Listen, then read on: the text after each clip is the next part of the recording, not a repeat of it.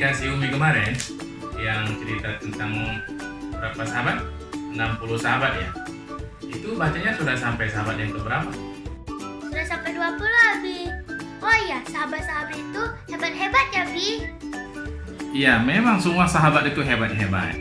Nanti Iba ketemu ada namanya Kibarus Sahabat, sahabat yang senior. Ada namanya Sigharus Sahabat, ada sahabat yang junior. Semuanya hebat-hebat. Kenapa? Karena mereka adalah orang-orang yang dididik dan ditarbiyah oleh Rasulullah Sallallahu Alaihi Wasallam. Dan mereka itu dikatakan Nabi adalah generasi yang terbaik. Nah sekarang coba Iba ceritakan sahabat dari yang ke-11 sampai yang ke-20. Oke? Oke, Abi. Nah, inilah teman-teman kompilasi kisah sahabat dari 11 sampai 20. Selamat menyaksikan.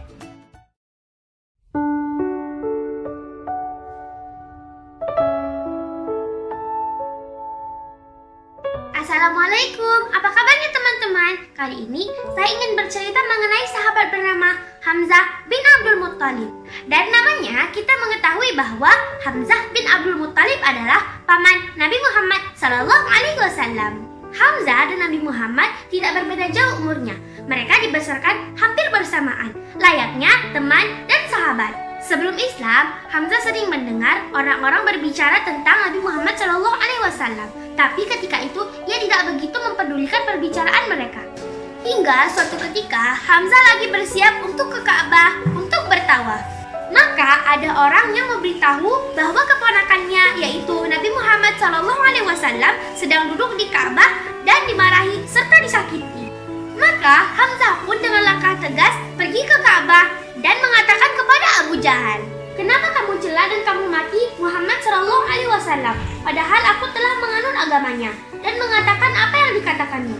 Nah, coba ulangi kembali makianmu itu kepadaku jika kamu berani." Selang beberapa waktu, Hamzah pun masih dalam kebingungan mengenai keislamannya, hingga ia mendatangi Rasulullah. Kemudian Hamzah pun berucap, "Aku pun segera menemui Rasulullah SAW dan memaparkan keadaanku padanya.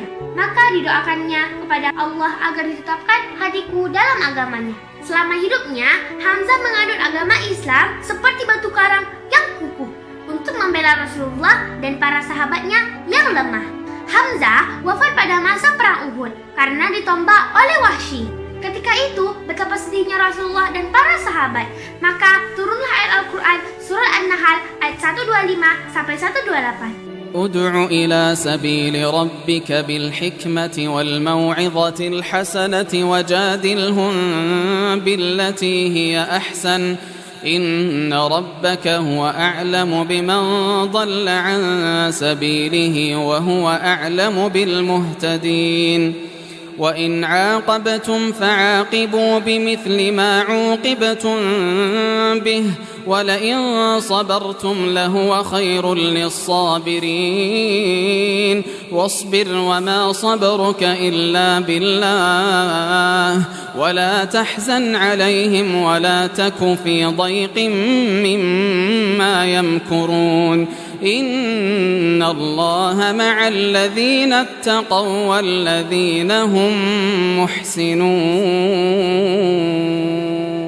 Serulah manusia ke jalan Tuhanmu dengan bijaksana dan nasihat yang baik, dan berdiskusilah dengan mereka dengan cara yang baik. Sesungguhnya Tuhanmu lebih mengetahui siapa yang sesat dan siapa yang mendapat petunjuk. Jika kalian hendak membalas, maka balaslah dengan yang setimpal. Dan jika kalian bersabar, maka sabar itu lebih baik. Dan bersabarlah Muhammad, dan kesabaran itu semata-mata dengan pertolongan Allah, dan janganlah engkau bersedih hati terhadap kekafiran mereka. Dan jangan pula bersempit dada terhadap tipu daya yang mereka rencanakan. Sungguh, Allah beserta orang-orang yang bertakwa dan orang-orang yang berbuat kebaikan. Demikianlah teman-teman, kisah Hamzah bin Abdul Muttalib. Sampai jumpa di episode berikutnya ya. Wassalamualaikum.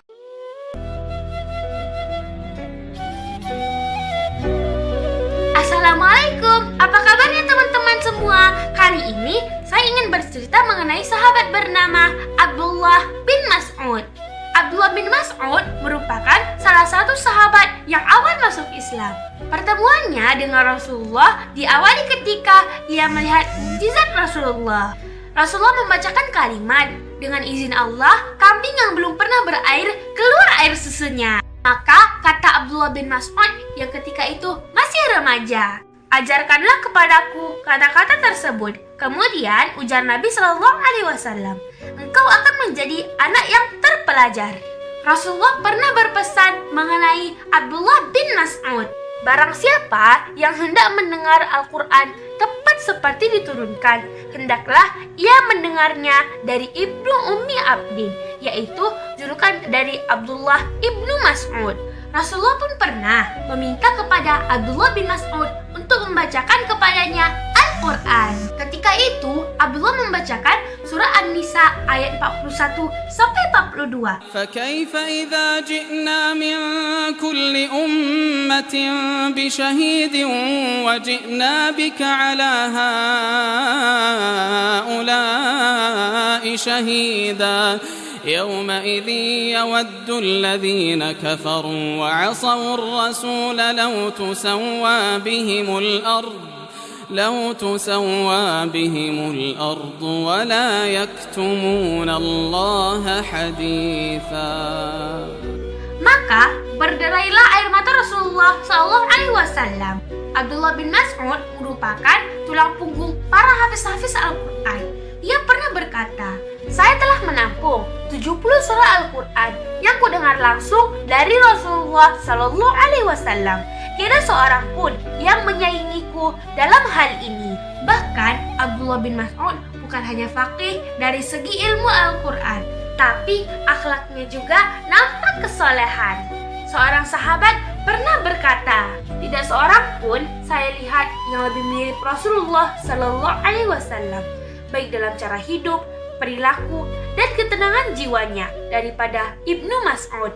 Abdullah bin Mas'ud sangat dekat dengan Rasulullah SAW, dan seorang sahabat pernah berkata, sungguh setiap saya melihat Rasulullah SAW, pastilah Ibnu Mas'ud berada menyertainya.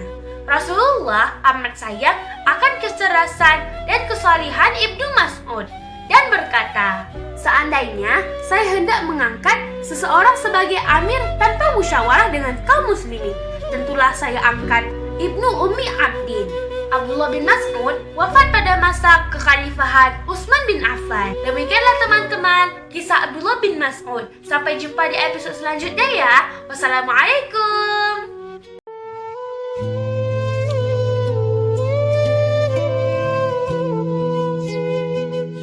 Assalamualaikum. Apa kabarnya teman-teman semua? Kali ini saya ingin bercerita mengenai sahabat bernama Hudzaifah bin Yaman. Hudzaifah memeluk Islam dengan sungguh-sungguh, lurus, berani, dan gagah, jauh dari sifat pengecut, bohong, dan kemunafikan. Ia mencapai keahlian dalam membaca tabiat dan air muka seseorang.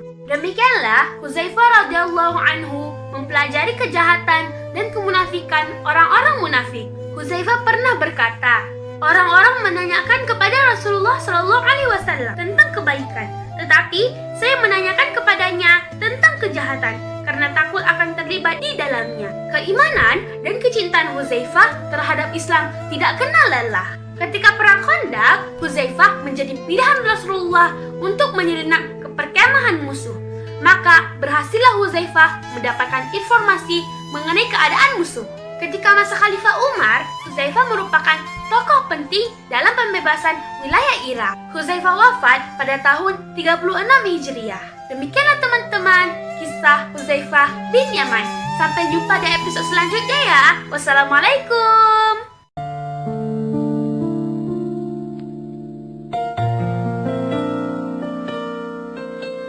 Assalamualaikum, apa kabarnya teman-teman? Kali ini saya ingin bercerita mengenai sahabat bernama Ammar bin Yasir. Keluarga Ammar bin Yasir termasuk golongan yang pertama masuk Islam. Karena itu mereka sempat disiksa berhari-hari oleh kaum kafir. Hingga ke puncak penyiksaan, berkatalah Ammar bin Yasir kepada Rasulullah SAW, wahai Rasulullah, siksaan yang kami terima telah sampai ke puncak.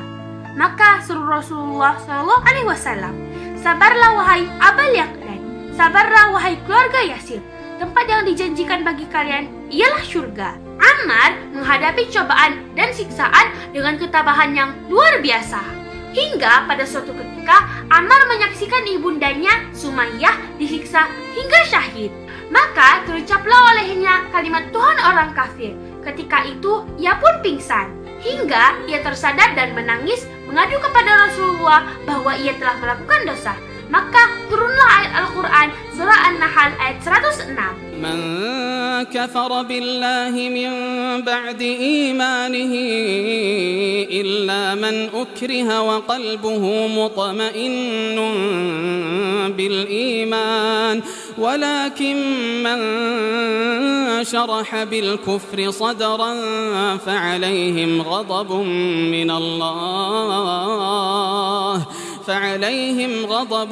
من الله ولهم عذاب عظيم. Barang siapa kafir kepada Allah setelah dia beriman, dia mendapat kemurkaan Allah. Kecuali orang yang tenang dalam beriman, dia tidak berdosa. Tetapi orang yang melapangkan dadanya dalam kekafiran, maka kemurkaan Allah menimpanya dan mereka akan mendapatkan azab yang besar. Setelah pindahnya Rasulullah SAW ke Madinah, kaum muslimin pun tinggal bersama beliau di sana, membentuk masyarakat Islam. Selama hidupnya, Ammar bin Yasir dipenuhi kebaikan. Bahkan di usianya 93 tahun, Ammar bin Yasir masih pergi ke medan juang. Rasulullah pernah bersabda mengenai Ammar bin Yasir, diri Ammar dipenuhi keimanan sampai ke tulang punggungnya. Ammar bin Yasir wafat ketika terjadi fitnah pada perang Siffin. Demikianlah teman-teman kisah Ammar bin Yasir. Sampai jumpa di episode selanjutnya ya. Wassalamualaikum.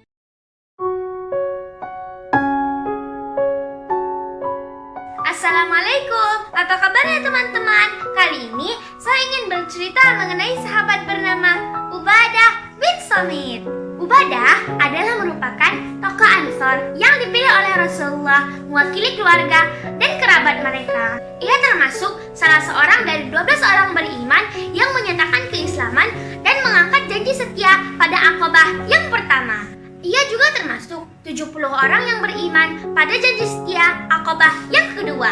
Semenjak Ubadah menyatakan keislamannya, cinta kasih dan ketaatannya tertumpah kepada Allah Subhanahu wa Ta'ala. Maka ketika orang Yahudi dari Bani Qainuqa mulai menimbulkan fitnah dan keributan di kalangan kaum muslimin. Ketika itu, Ubadah mempunyai sikap dan pendirian untuk membatalkan perjanjian keluarga Ubadah dengan Bani Qainuqa. Kata-kata Ubadah adalah, saya hanya akan mengikuti pimpinan Allah, Rasulnya, dan orang-orang beriman. Maka tidak lama kemudian turunlah ayat Al-Quran surah Al-Ma'idah ayat 56 memuji sikap dan kesetiaannya. ومن يتول الله ورسوله والذين آمنوا فإن حزب الله هم الغالبون. Dan barang siapa yang menjadikan Allah dan Rasulnya serta orang-orang beriman sebagai pemimpin, maka sungguh golongan Allah lah yang beroleh kemenangan. Ubadah menerima tugasnya mengajar umat dan memperdalam pengetahuan mengenai ilmu agama. Ia menjauhkan diri dari hal yang ada sangkut pautnya dengan harta dan kemewahan. Pada masa Amirul Mukminin Umar bin Khattab, Ubadah ditugaskan untuk menjadi pemimpin di Palestina. Pada 34 Hijriah, Ubadah wafat di Ramlah, bumi Palestina. Demikianlah teman-teman kisah Ubadah bin Samit.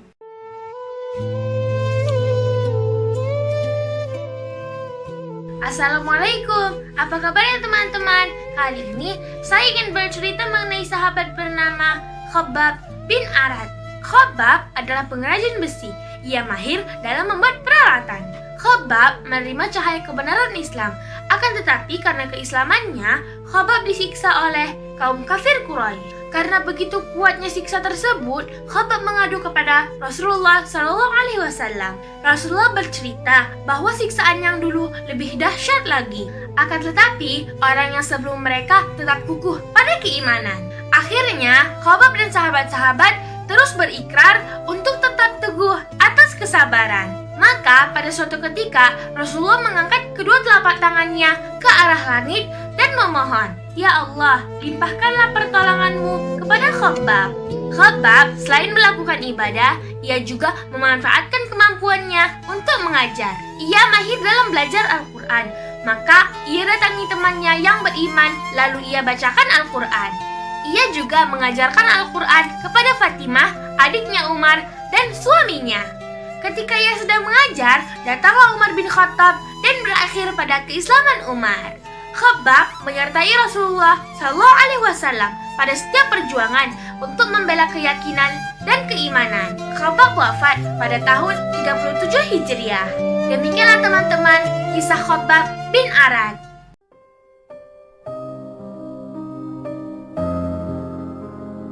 Assalamualaikum, apa kabarnya teman-teman? Kali ini saya ingin bercerita mengenai sahabat bernama Abu Ubaidah ibnul Jarrah. Abu Ubaidah masuk Islam di awal mula kerasulan.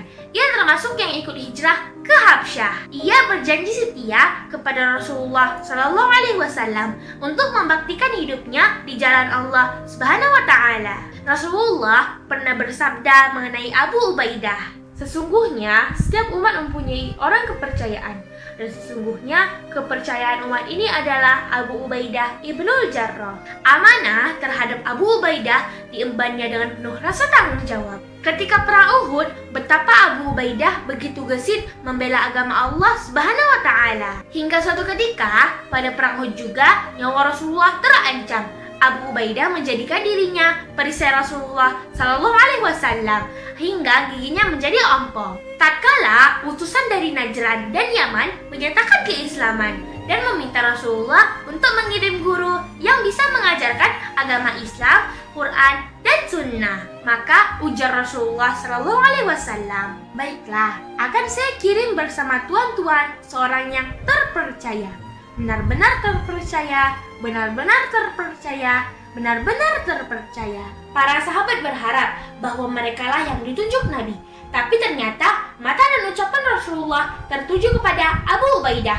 Maka berangkatlah Abu Ubaidah bersama utusan tersebut. Abu Ubaidah wafat pada masa kekhalifahan Umar bin Khattab di Madinah. Maka kata Umar bin Khattab, "Seandainya aku bercita-cita, maka tak adalah harapanku selain sebuah rumah yang penuh didiami oleh tokoh-tokoh seperti Abu Ubaidah ini." Demikianlah teman-teman kisah Abu Ubaidah ibnul Jarrah. Wassalamualaikum.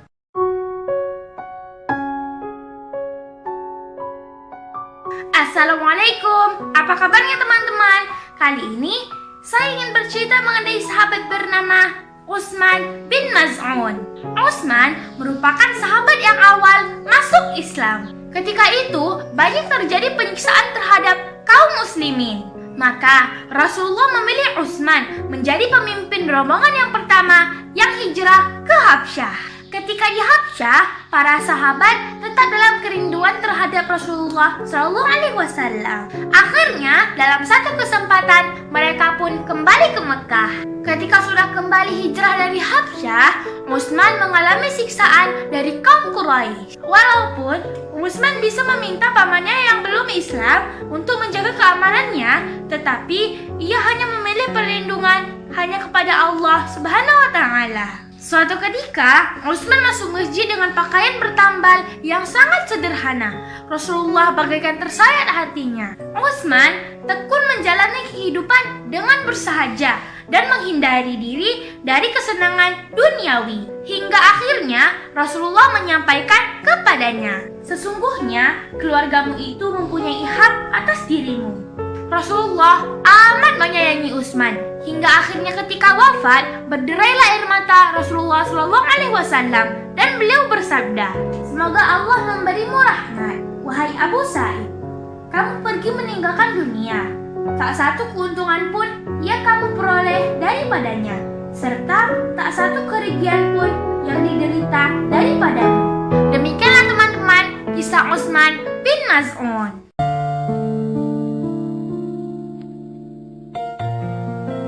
Assalamualaikum, apa kabarnya teman-teman? Kali ini saya ingin bercerita mengenai sahabat bernama Zaid bin Harithah. Ibu Zaid adalah keturunan dari Bani Ma'an. Zaid yang masih kecil dibawa pulang kampung oleh ibunya. Tapi suatu ketika terjadi perompakan di kampung tersebut hingga tiada satu pun yang tersisa. Si kecil Zaid dijual sebagai hamba sahaya oleh perompak kepada Hakim bin Hisham, yang kemudian Zaid diberikan kepada bibinya yaitu Siti Khadijah. Ketika itu, Siti Khadijah sudah menjadi istri Nabi Muhammad SAW. Selanjutnya, Khadijah menjadikan Zaid sebagai khodam Rasulullah SAW. Zaid diasuh dan dididik dengan penuh kasih sayang oleh Rasulullah SAW seperti anak sendiri.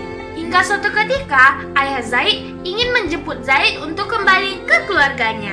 Tetapi akhirnya, Zaid lebih memilih tetap tinggal bersama Rasulullah SAW. Ketika wahyu kenabian turun, Zaid menjadi orang yang kedua masuk Islam. Rasulullah amat menyayangi Zaid, hingga pada awalnya Zaid diberi nama Zaid bin Muhammad. Akan tetapi, Islam membedakan antara anak kandung dan anak angkat. Maka turunlah ayat Al-Quran, surah Al-Ahzab ayat 40. ما كان محمد أبا أحد من رجالكم ولكن رسول الله وخاتم النبيين. Muhammad bukanlah bapak dari seorang laki-laki yang ada bersama kalian, tetapi ia adalah Rasul Allah dan Nabi penutup. Dengan demikian, kembalilah nama Zaid ke nama ayahnya, yaitu Zaid bin Haritsah. Selama hidupnya, Zaid membaktikan hidupnya kepada Islam. Ketika perang melawan Romawi, Zaid ditunjuk oleh Rasulullah sebagai pemimpin perang.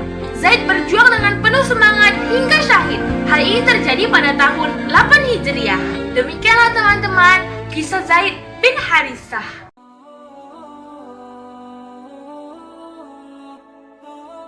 Assalamualaikum, apa kabarnya teman-teman? Kali ini saya ingin bercerita mengenai sahabat bernama Ja'far bin Abi Thalib. Ja'far dan istrinya merupakan sahabat yang awal beriman. Mereka tabah menghadapi siksaan dari kaum kafir Quraisy. Sewaktu hijrah ke Habsyah, Ja'far dan istrinya ikut hijrah. Di Habsyah, rombongan muhajirin bertemu raja di sana. Ja'far dipilih untuk menjadi juru bicara yang menyampaikan maksud kedatangan mereka. Belum lagi damai para muhajirin ini tinggal di Habsyah, datanglah kaum kafir Quraisy mencoba menyogok Raja Habsyah untuk mengusir kaum muhajirin dari Habsyah. Dengan izin Allah, Ja'far menyampaikan beberapa ayat dari surat Maryam, menyatakan pandangan Islam mengenai Nabi Isa. Akhirnya, Raja Habsyah yang ketika itu masih menganut ajaran Nabi Isa yang suci, tersentuh hatinya dan membolehkan kaum muhajirin untuk tinggal di Habsyah. Begitulah kerinduan kaum muhajirin hingga ada kabar pembebasan Khaybar di Madinah. Maka pulanglah kaum muhajirin ini. Betapa gembiranya Rasulullah menyambut kedatangan mereka.